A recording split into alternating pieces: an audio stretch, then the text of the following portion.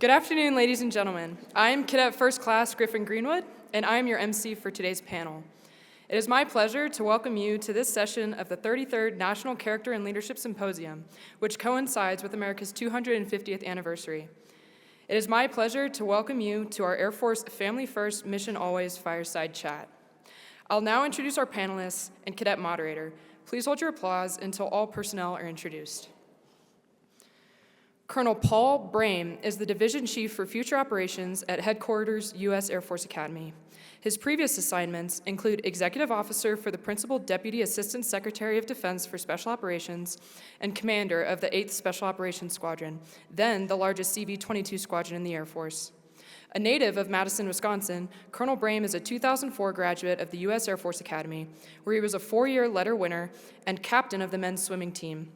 He has accumulated more than 3,600 hours of flying time, including 1,400 hours of combat time, as an instructor pilot in the CV-22B, evaluator pilot in the U-28A, and wingman in the F-16CJ. Colonel Sarah Brehm is the commander of Cadet Group 1 at the U.S. Air Force Academy. She guides military, leadership, and character development for a 1,000-member cadet group. Prior to her current position, she was a senior research analyst at the Pentagon and served as the commander of the 34th Special Operations Squadron at Hurlburt Field, Florida. In that role, she was responsible for global special operations taskings as the Air Force component member of the U.S. Special Operations Command. She is a 2004 graduate of the U.S. Air Force Academy and has spent most of her career in special operations aviation. She is a command pilot with over 4,000 hours of flight experience. Major Andrea Moffett is the Chief of Standardization and Evaluation at the 94th Flying Training Squadron, U.S. Air Force Academy. As an evaluator pilot in the TG-16A and TG-17A, she oversees the evaluation of 250 instructor pilots, ensuring the accuracy of flight publications that support 15,000 annual sorties and 10 course syllabi. Major Moffett commissioned through the U.S. Air Force Academy in 2016. Following undergraduate pilot training, she flew the UH-1N Huey at F.E. Warren Air Force Base, where she served as aircraft commander and instructor. Major Moffett has accumulated over 700 flight hours in the UH-1N, including time in support of Operation Global Citadel. Major Kaz Moffett serves as executive officer and senior instructor of physics at the U.S. Air Force Academy. He commissioned in 2015 and earned a Master of Science in Nuclear Engineering from the Air Force Institute of Technology. His research has focused on solar technology and the development of solid-state neutron detectors. Following his graduate studies, Major Moffett served in the 321st Missile Squadron at F.E. Warren Air Force Base as a missileer, mission lead, and instructor. A graduate of the U.S. Air Force Weapons School at Nellis Air Force Base, he later served with the 319th Missile Squadron as the Chief of Weapons and Tactics and Squadron Weapons Officer. And finally, our moderator, Cadet Second Class Ethan Smallridge.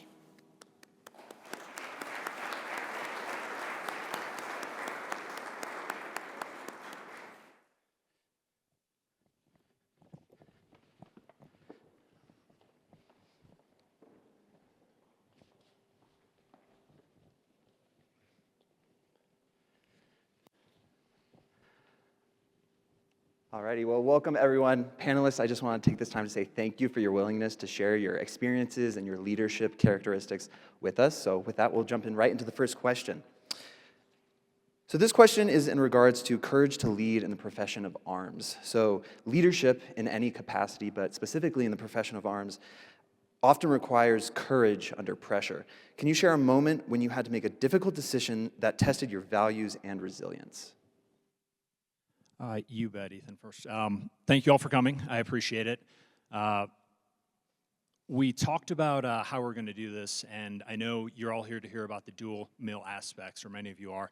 But we wanted to take a moment to kind of frame you around the theme of NCLS and the courage to lead in the profession of arms, both in combat and in crisis. And so from my perspective, I don't have any experiences that would rival the things you've heard about from some of the other speakers.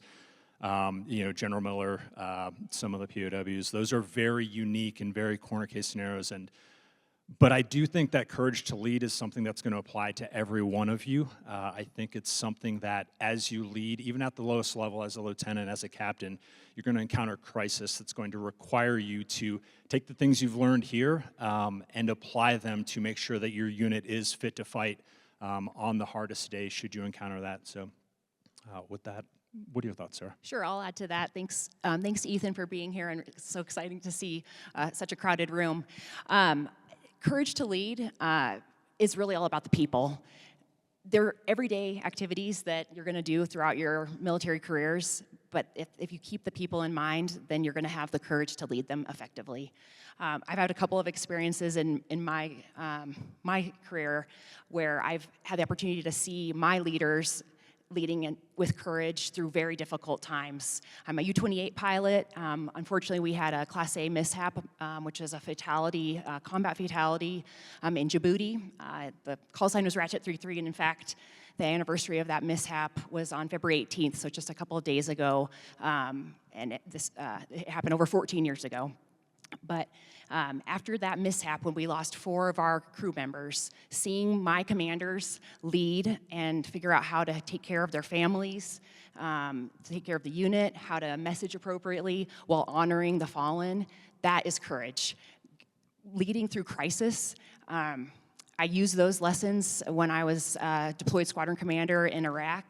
I was responsible for aircraft and dozens of people. We had a mission to do, and I was faced with times when I had to balance risk to force and risk to mission.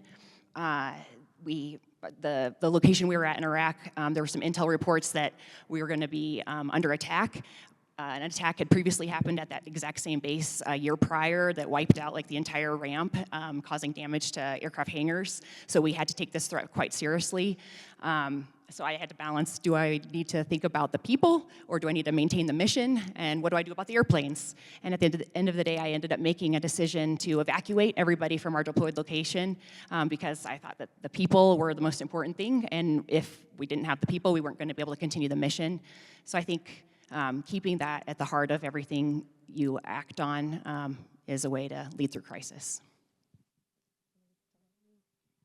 So courage is a difficult thing, right? You know, we talk about it so much, we're talking about it in NCLS right now, but to actually act in the moment when it requires that of you is rather difficult. And so as you all have begun your journeys here at USAFA, some of you all coming up closer to the end of it, looking at graduation very shortly, you've noticed that when you started going home, there are people who didn't know what you were going through. You're telling them about a difficult decision, something that's, you know, oh, this is weighing on my mind, this is the right thing to do. And especially if they're, you know, not in the service or trying to go into the service the way you are, the importance of the moment is lost upon them. And where I'm going with this is bringing it back to, you know, with my wife sitting right next to me right here, is having a person who's also in the service, sitting right next to you all the time, gives you that sounding board of a person that you can bounce ideas off of, and they can help you dig deeper within yourself to say, hey, this is the right thing to do. I have your back with that. Because this is someone who understands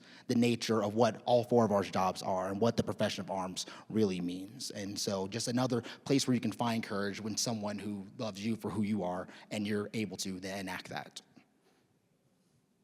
Thank you so much. So our next question relates to commitment to lifelong service. So for each of you, what influenced, whether it was a specific moment or a series of moments, that led to your decision to commit to a career of lifelong service, whether as a major or as a colonel now? Was it a shared vision as a couple, or did that evolve over time for each of you? I'll start with this one. First of all, now I get to say my thank you to everyone. It's so awesome to see such familiar faces from all the folks at the 94th. And yeah, I feel like I've hit the absolute jackpot of a USAFA grad bingo card with, I got to do a flyover in the Huey in 2021. I got back here in general to have an assignment here, and now I'm speaking at NCLS. So it still feels surreal to do that. Going back to your question, Ethan, really quick. We wanted to talk about how just with the timeline of thinking about our careers when we were cadets and how we initially had talked about, oh, we want to do careers, we want to do 20 years, maybe I might just do my 10. Even when we were cadets, we had talked about doing careers, and especially for me, I stayed casual at the prep school, and then I tore my ACL, so I was a little bit behind my peers, and finishing my commitment after pilot training would pretty much put me at nearly 13 years. So early on, I was also thinking about possibly doing a career as well. So when you talk about shared decision, I think we initially knew that we were going to support each other through our careers. What I think evolved over time is, and what became, different experiences that shaped our decisions through that, is how the trajectory of what our careers are going to look like. If you had told us 10 years ago, when we were barely getting ready to get married and our careers starting, that we'd be here right now, obviously I don't think anybody would be surprised, but I would have just, had my mind blown. But just the different decisions that we've made throughout our career and how it's affecting us for the rest of it. So we've always wanted to do 20 years, but how the trajectory has changed, whether this assignment at the 94th has completely changed what we wanted to do in the future, and same with him teaching, and how we wanted to come back here to the academy where it all started. So I think that is what has evolved. We've always had shared goals and support each other in our goals and ambitions, but what has evolved is how that career is gonna look like. And that has always been a shared decision to support each other's goals and ambitions. Yeah. So I'll add too, I think when we talk about a commitment to serve, you are not being asked to commit to be the next chairman of the Joint Chiefs of Staff upon graduation. We're not saying if you don't make it 40 years to the highest rank, you're a failure. Commitment to service and success in service is something that you all get to define as an individual, as a family. As your circumstances change, that target can also change too. So don't look at our experiences in the Air Force and say, that's what success looks like for me. If I don't do that, I am not a success. Don't feel like you are tied to something if you decide, after 3 years that maybe there's a better situation for you. If you look at the Academy mission, it's about a commitment to lifelong service, and that's in and out of uniform. There are ways you can contribute. So I would offer, don't tie yourselves to one. The other thing I like to say is sometimes people conflate the idea of service and sacrifice, and all service is sacrifice. But if you look at the four of us, I've had more fun times in the Air Force than I've had sacrifices and or not fun times. They paid me to fly airplanes for a very long time. They're going to pay me to go back and fly airplanes here very shortly. Like, those are the opportunities that lay in front of you are things that you should look forward to. And while serving, you're going to have things that nobody else will get to do. So it seems like it's a daunting task to manage what the next 20, 30 years looks like. It seems like you might have to make decisions of, can I serve and succeed, or can I have a family? But those are not mutually exclusive events. You can do both of those things at the same time, and you can make success something that you define and stay in as long as you want. Because I'll tell you, to Dre's point, if I were sitting in your seats, graduating 2004, I would have given myself 1 in a million odds of being here right now as an 06, speaking at NCLS. There was zero chance because I was that cadet. But here I am, and I'll tell you what, I love it. I'm really glad to be here, and I look forward to continued service. I was going to tell him that you didn't wash your blues pants for about 6 months, but Sorry. no. But Paul's right. It's really the commitment to serve is an enduring part of your career, but in order to do it, your priorities are going to shift depending on the phase of life you're in. When Paul and I first started flying, we were all in on flying. We wanted to upgrade to instructor pilot, to evaluator pilot. We wanted to deploy to the max extent possible, and that worked for us. In fact, the picture that we shared, that's us in Afghanistan eating Christmas dinner in 2010. And we spent more time in Afghanistan together that year than we did in our house in Florida. So we made it work. That phase of life, we're like, we're doing the mission. And then when we decided to expand our family and have children, our children became the priority, and we worked it out. So, okay, well, Paul's going to deploy one time, I'll stay home with the kids, and then we'll swap out.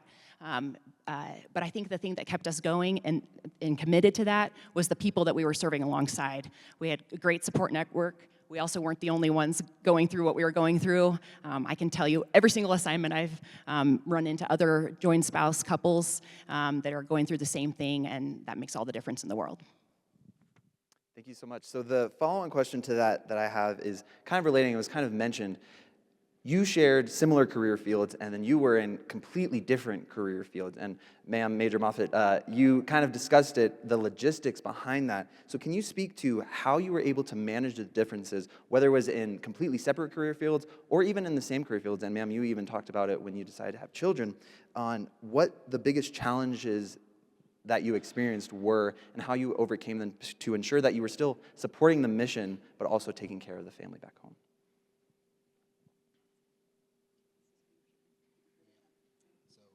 I guess I can start off with that one. So my wife and I, we're 1 year apart, 2015 grad, 2016 grad. So I did not pick missiles. Missiles picked me. But as a lot of y'all have heard, missiles is the greatest accident that's ever happened to me. I can go on a whole other tangent about that. But once I found out I was going to be a missileer, and then I found out I was going to go to grad school, we had to look at what that timeline looked like. Okay, sweet, gonna be in Ohio, then gonna go to California, and then sweet, got between North Dakota, Montana, and Wyoming for bases. Okay, my wife wants to be a pilot. What aircraft are there? Okay, we have Hueys, and we have B-52s, and the B-52 has an ejection seat, which my wife is too short to fly an aircraft with an ejection seat. That's just fact of the matter. Yeah, but it left us in kind of a dire circumstance, right? Because, my wife had wanted to be a pilot longer than I had ever known her. So at what point do I get to say, hey, no, I'm the priority now. You need to pick something different so we get to work together. I don't want her to give up her dream. No, not at all. So instead, we talked about, okay, well, what would this look like? Let's say you get an aircraft that works out well with me. Then sweet, we're gonna make that work. It's gonna be awesome. Everything's sunshine and rainbows, love it. But what if that doesn't happen? Okay, well, we'll see where you go. We'll see what assignments you can get close next to each other. I looked into options for potentially cross-flowing, and although going back to our first question of lifetime of service and that chose to make a career out of it, it had been my dream to do 20 my entire life. But at the same time, I said, hey, if I can't find a way to make my career work for that, maybe I would consider maybe becoming a GS or doing something different.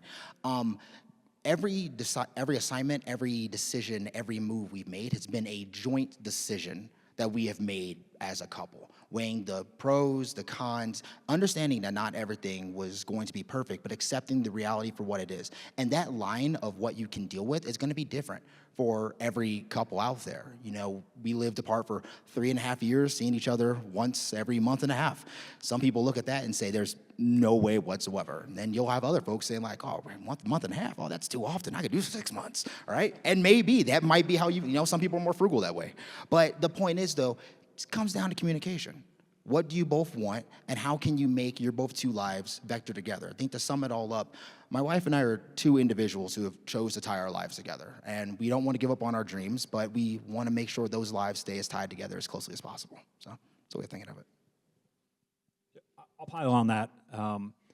We often get referred to as Team Brehm. So I started out in F-16s. Sarah was flying C-21s. I was at Shaw. She was at Andrews. That is a daunting drive on a Friday night when you're trying to see each other. I think it took Sarah 13 hours to get to Shaw one time, and so I always end up doing the reverse commute.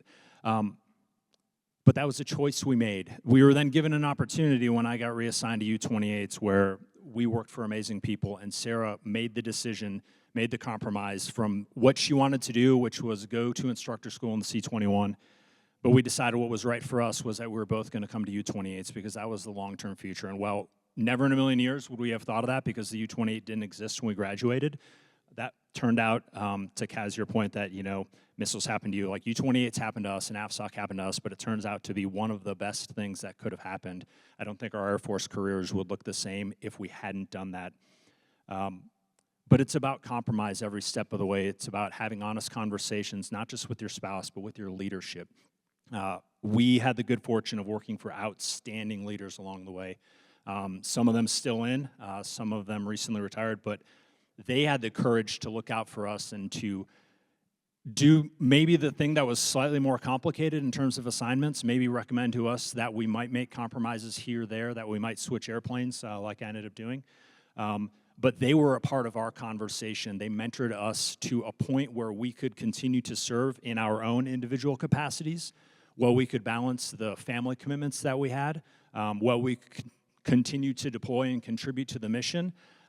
They let us know when we were approaching potential roadblocks and decision points, but compromise and communication, I think, were the two keys for us that have helped us make it work for so long.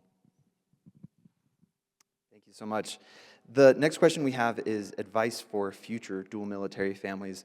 So what advice would you give to young dual military couples who are just beginning their careers, especially about balancing that mission, marriage, and family priorities?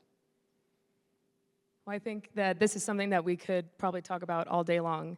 And obviously the 4 of us are stationed here, so at any point, if you guys have any additional questions, please reach out to us individually. But I think, and I don't know if some of you were at my talk this morning with Ms. Colvin, but one of the biggest things I talk about is prioritizing each other and in support of the mission. And I think we are very much people first, mission always, that if you're taking care of the person and everything is okay in the home life, then the mission is gonna go on. So I always think that the mission is gonna happen no matter what. So prioritizing each other throughout our time together, as well as being open and honest with that communication of your goals and ambitions, kind of how I talked about earlier, that as they may change.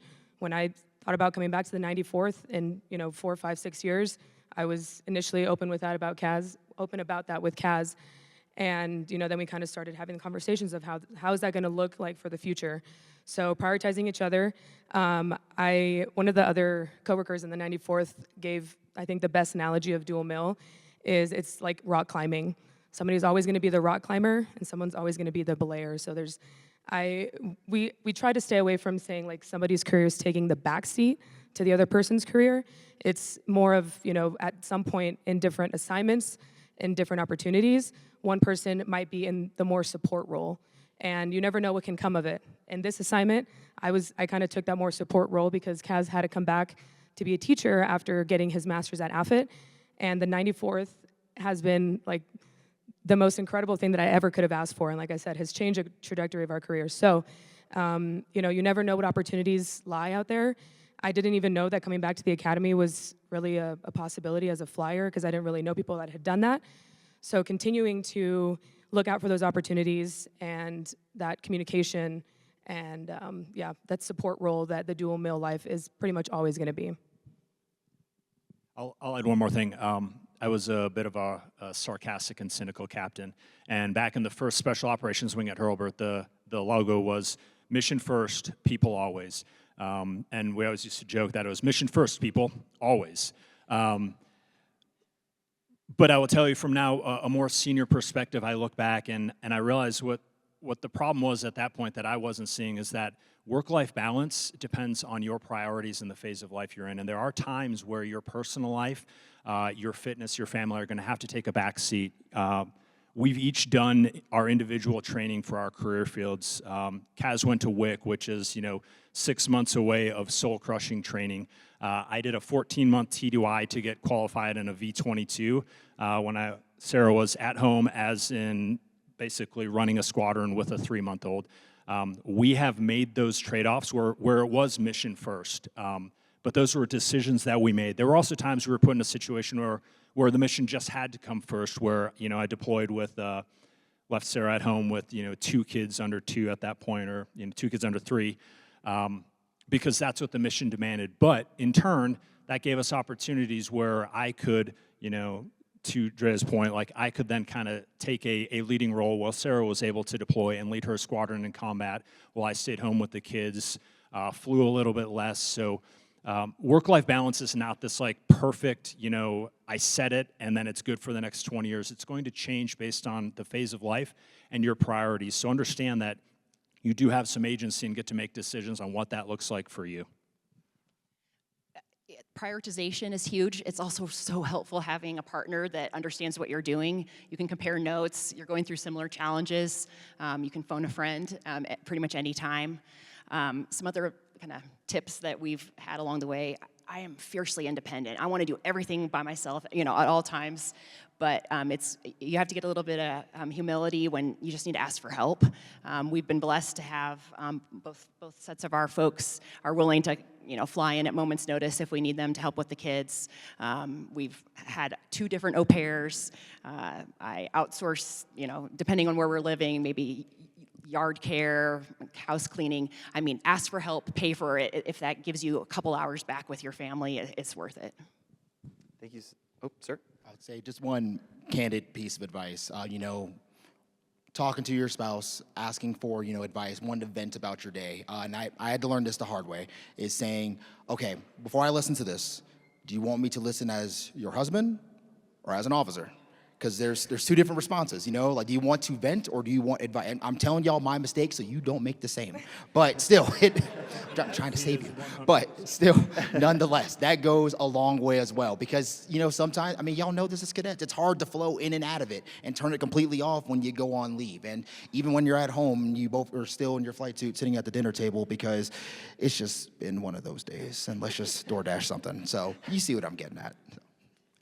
Well, you actually just answered the next question that I had about whether or not you talk to each other as, oh, do you want me to be an officer right now, or do you want me to be your spouse? So we'll pivot a little bit to talking about deployments, and it's kind of been sprinkled into some of your answers before, but that separation component, whether it was while you were at AFIT and separated for miles, hours, 13 hours, how did you coordinate that? Was it simply just communicate, or was there something special that y'all did to make that work, that distance work? I'll start. I think of all of my deployments, being deployed is the easy part. It's being the person who's at home, running the household, you know, taking care of things. On my first deployment in AFSOC, I remember distinctly about 15 minutes before we left for the airport and Sarah was going to drive me to Pensacola, the toilet backed up. And I left her with a clogged toilet that was flooding the tub. It was disgusting. And I went and flew to North Carolina to catch a rotator, and I went out and had a couple beers with friends before I deployed for 2 months. So it's like, when we talk about, like, people often fear the deployment part, but really it's the staying at home. It's how do you manage life? How do you continue the day-to-day grind? How do you work with folks? Because, yeah, it comes down to communication and understanding that each part has its own unique challenges.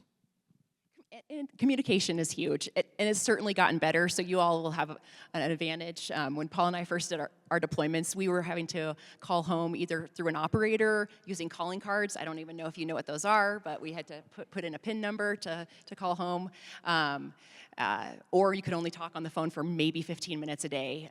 But now with internet, Wi-Fi, FaceTime, photo streams, like there's so many ways just to stay connected. Even if we didn't get to physically talk, sending a picture or a quick text, that really helps.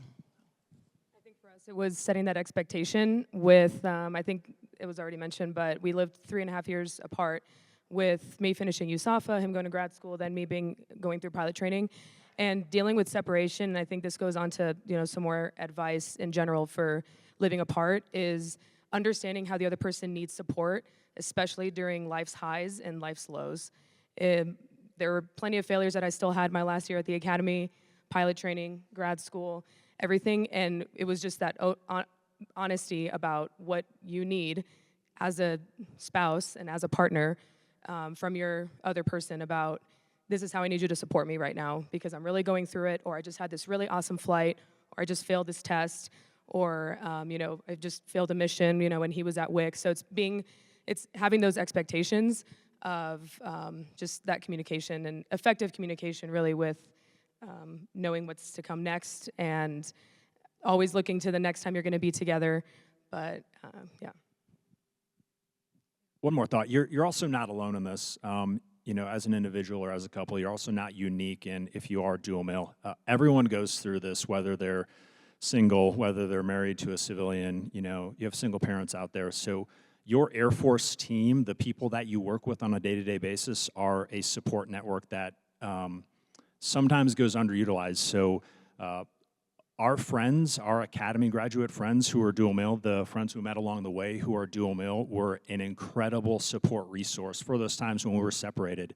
When you are having trouble, so to Sarah's point of don't be afraid to ask for help, you have resources beyond belief that will be available to you, so don't feel like you're going into this alone, like you alone can solve the problem. There are folks who will drop everything and, you know, drive 1,000 miles to help you out if you just ask. So don't be afraid to do that. Awesome. Well, can we give our panelists a round of applause?